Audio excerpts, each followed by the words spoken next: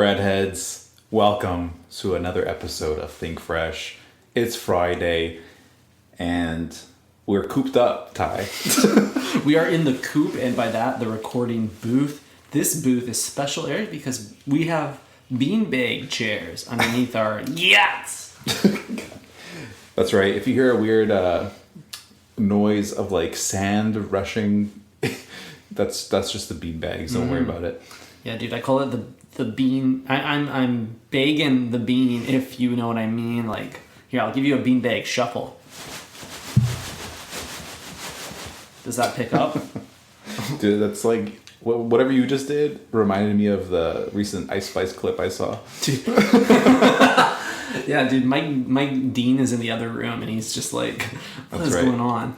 Dude, you are the Ice Spice, and I'm the Central C of this podcast. Whoa, that's for sure. What a dynamic duo. Yeah. Who's more iconic, Ice Spice and Central C, or Lana and Quavo?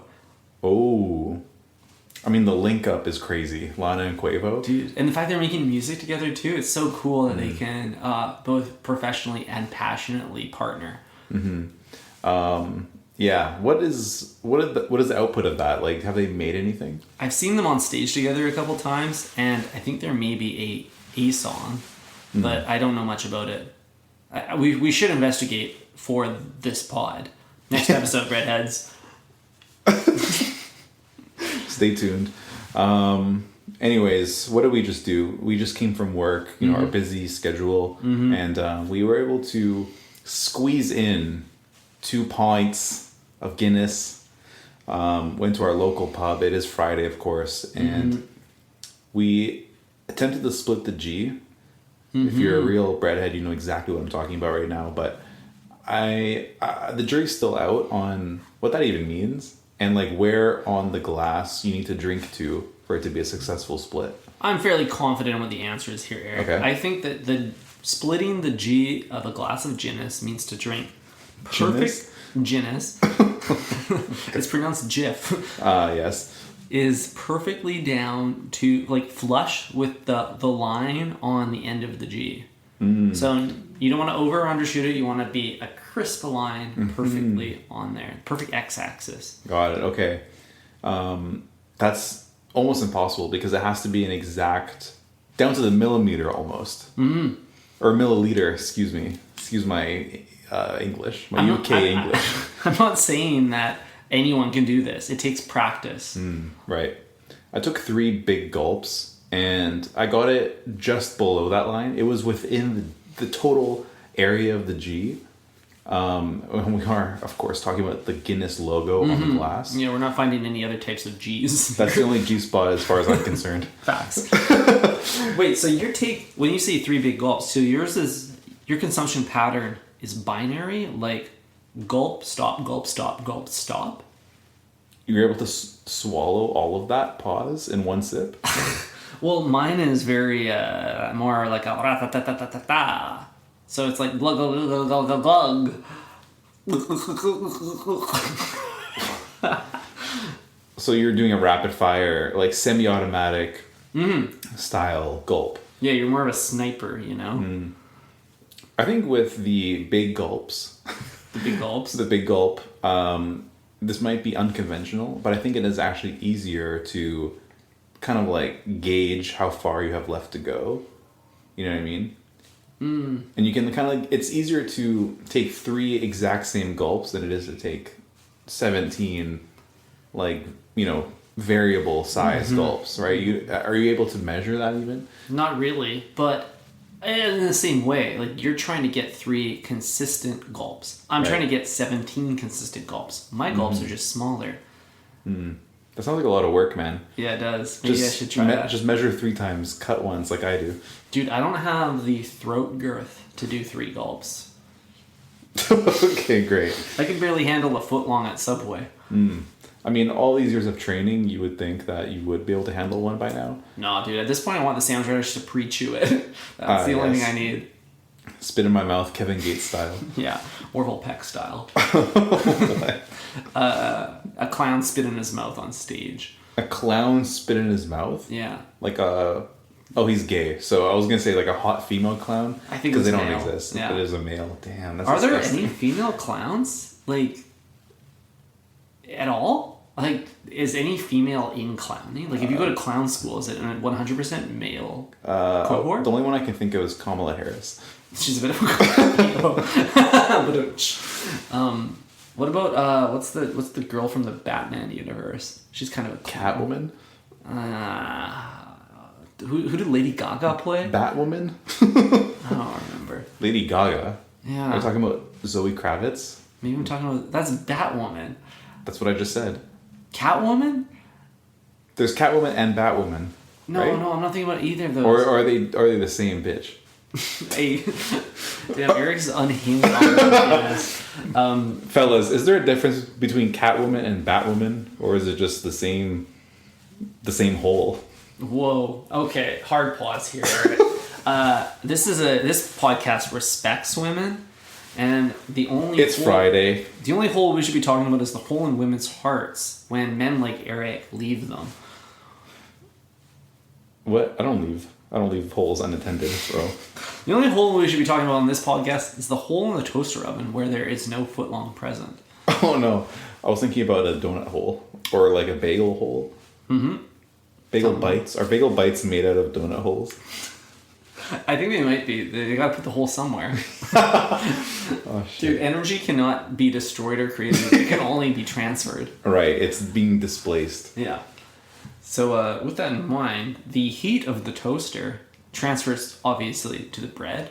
Right. But then where does it go before it hits my mouth? Because I've never actually had a hot sandwich from Subway. Oh, I see. Well, this is, I would say, the biggest contribution to global warming. Oh shit, 44,000 locations That's all right. day spewing heat. That's right. If you think about just purely on a location basis, they have so many toasters that are just like creating heat from wind power or solar power or whatever way they get their power. They're just transferring that to heat, right? Damn. How does the grid work? I don't really know. Where do we get our energy from? Do we burn nuclear energy or something? Well, I don't personally do it. I don't know who the we is. They, them, sorry. They, them. They, them does burn nuclear. Okay. And then I think they put it in the Marianas Trench when they're done. Like deep in the ocean. Oh no, they bury it. Right. They clear it. They clear that shit out. But we just went down a rabbit hole. I need to climb out of this Marianas Trench right now, and I need to We're in the trenches. So here's what's happening. They toast it, but the sandwich is cold. The heat went somewhere. It went into the atmosphere. It went into the sandwich. It went into Greenland area. It went to melt the ice caps. What? Subway's contributing to global warming. Maybe Subway's the big petrol of bread. Okay. Agree or disagree? Of bread, yes. What about Big Wonder Bread? Oh, dude. Actually, that's just probably lab grown. Let's be honest. Wonder Bread is so torched. Dude, I saw a Wonder Bread truck the other day. It had the Wonder Bread branding. You know, you're familiar, right? Colorful circles. The word wonder written in a sans serif. Yes, of course. It just felt kind of washed to me. I was like, why? This should look more magical. We have more magical looking branding in 2024. And this bread brand wants to be called Wonder, but it just looks like Lacks wonder. it completely lacks wonder. And it lacks bread, too, for being technical. There's no bread in that. It's exclusively yoga mats. Ty, are you aware of how much power, electricity, and heat is required to make bread? I have no clue. I just buy my bread. I'm not even talking about like making bread in the monetary sense. I'm talking about literally baking a loaf of bread. That shit's got to be preheated to 500 degrees Fahrenheit. No, really? Yeah, dude. That shit is like cooking the inside of your apartment on a hot summer day like today. Dude, and your bae loves cooking bread, so are you cooking That's how too? I know. Yeah, I'm cooking too. I might as well be in the oven. Wow. So this is why Subway bread isn't hot. It's because they're not actually toasting at the recommended heat, the recommended temperature. I bet that Subway toaster's running at like 200, not 500. This is Celsius. Yeah. For the Well, American okay, audiences. toasting aside for a second. Baking is what's generating the most heat. And I think think about how much bread is being baked at Subway every day. The retarder is just heating that whole place up. Yeah, especially with all that brick to insulate it. Yeah, dude. Dude, Subway is a hotbed. Yeah. For the hot bread. And that's got to be going up through the chimney or something, contributing to all this global warming we're seeing. Yeah, but that's what's so confusing. There's no chimney.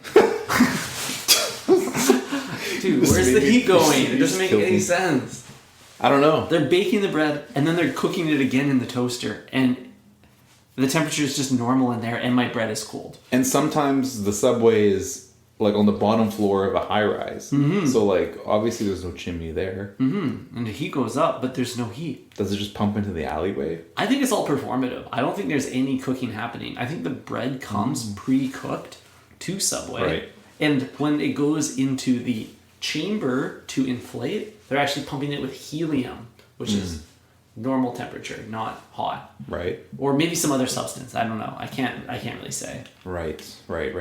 So what you're saying, Ty, and correct me if I'm wrong, you're saying that there is a tiny person living in the toaster.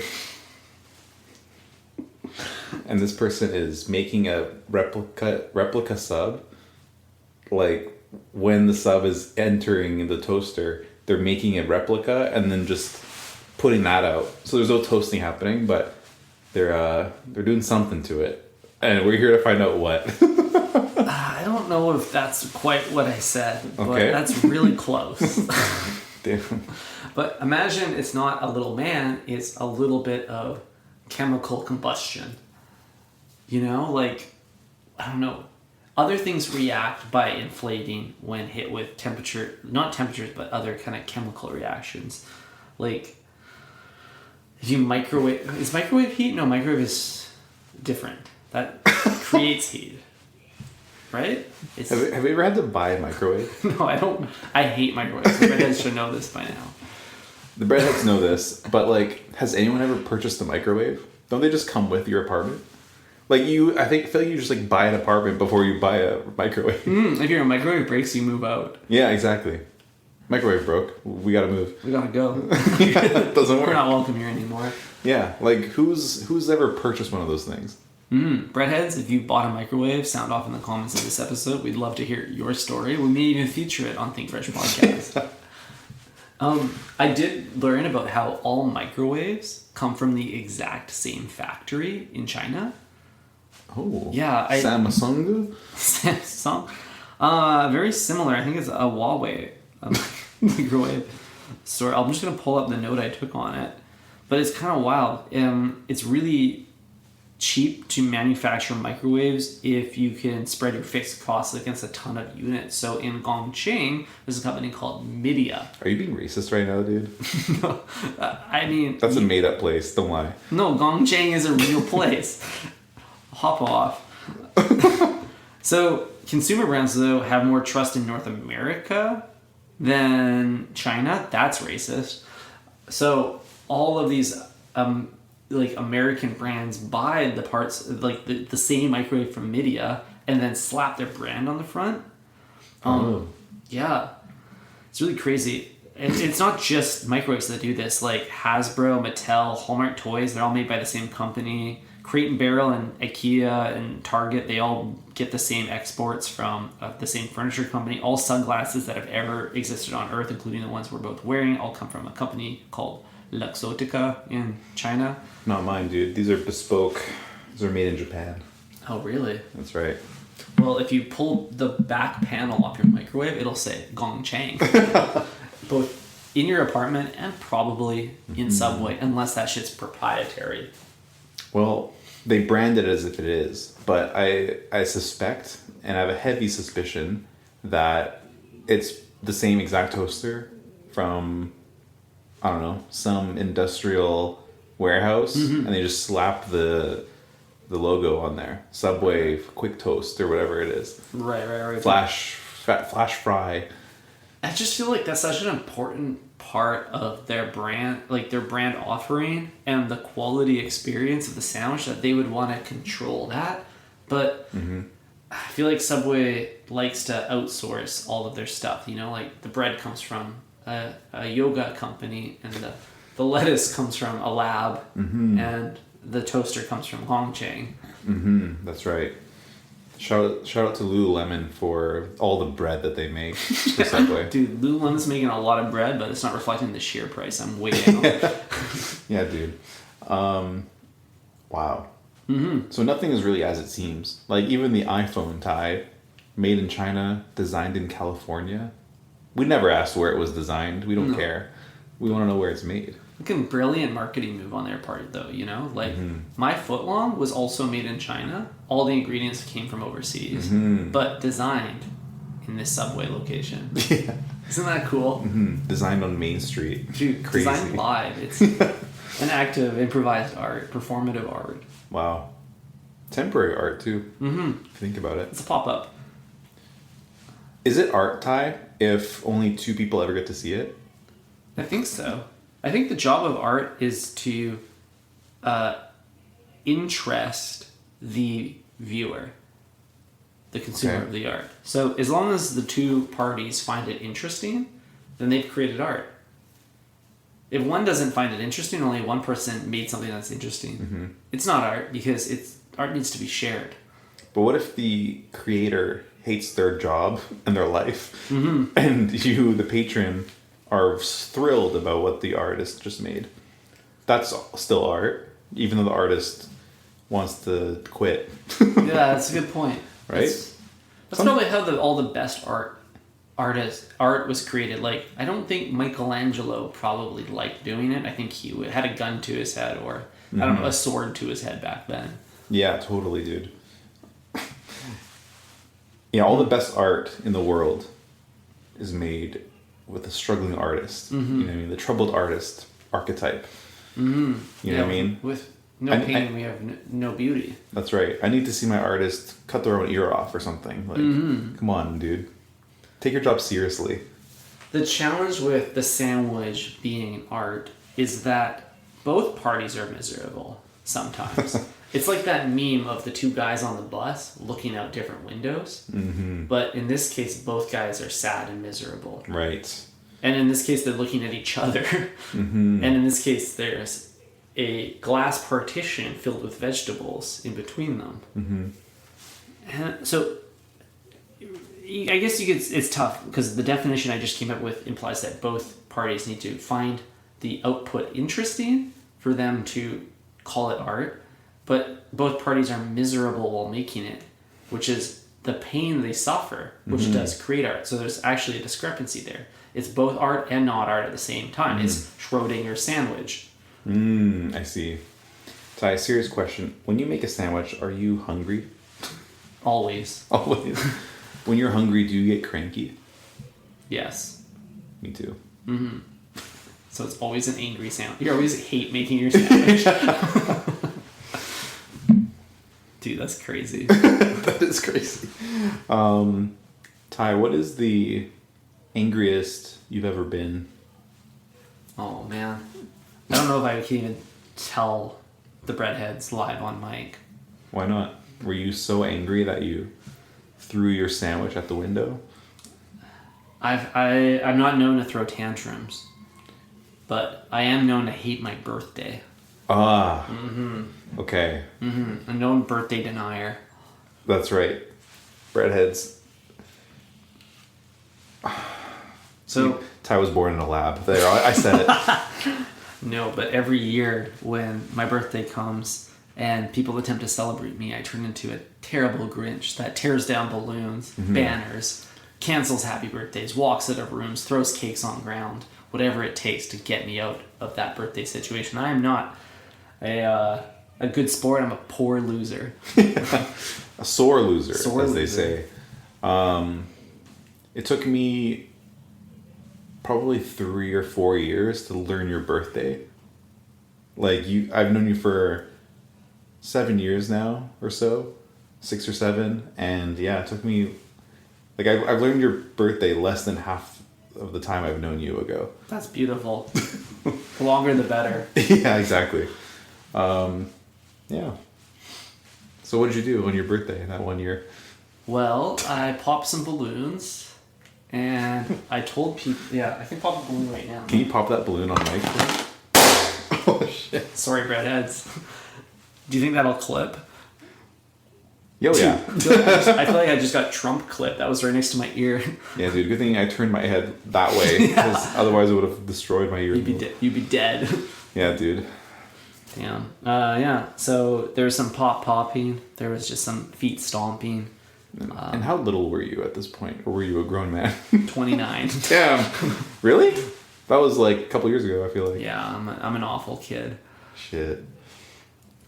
I don't want to end this prematurely, Eric, but it's smoking hot out. I'm tired of sitting in this beanbag chair, and I would like to go jump in a lake.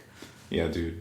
The ultimate temper tantrum is ending the pod early, so we will do that. Facts. Breadheads, thank you so much for listening. Ty, any closing remarks? Get that bread. Let's get that bread, baby. Hey, happy Friday, breadheads. Ciao. Ciao.